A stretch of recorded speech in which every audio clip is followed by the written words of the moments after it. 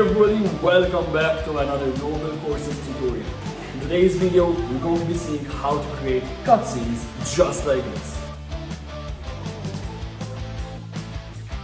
Now before we get started with today's video, make sure to subscribe if you enjoyed the video, because we're almost at 1,000 subscribers already. And you can also join the Discord, which is completely for free. It will be down in the link below. Let's go ahead and get started. Now, cutscenes are one of my favorite parts about any game.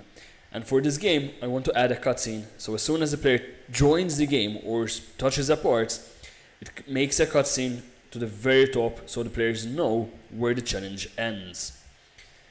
Now, the very first step that you have to do for this, go to View, open up the Explorer window. You will need it for today. Let's go back to Home and let's open up the toolbox, because we will be downloading a plugin. So instead of models, let's choose plugins. And over here, if you just write codes, you should see Codes Otaku Cutscene. Click install or buy for free. Give it some time. Click thank you. And if it asks you to accept or deny, just click accept in this case. Let's go at the very top again and we have plugins. And there it is, Cutscene Plugin. Let's open it up. Let's give it a name, Cutscene, and click Create or select Cutscene. Now that that's created, let's make a cutscene that goes around our challenge. So let's click Capture Camera Position. There's the first cutscene. I'll go up here, and this time the duration I'm going to lower it to 2 seconds, and I'll make it linear. Capture camera position, go again all the way up here. Let's make it like this. There we go. This looks perfect. And capture camera position. One last one. I want to zoom all the way in. Capture camera position. There we go. Now if you want to see it work and see if you want to change anything, you just need to click play. So that's the first scene, second scene, third, and it's going to go all the way to the fourth. There we go. I think that looks quite cool. So once you're happy with it, all that you have to do is click Generate Script. You can close the cutscene editor from now on, and over here, just drag it up to Starter Character Scripts. Rename it to anything that you want. I'll just rename it Cutscene 1, because most likely I'll have more than one in this game. Open it up, where you have music. You can delete the music if you want, or you can leave it over there.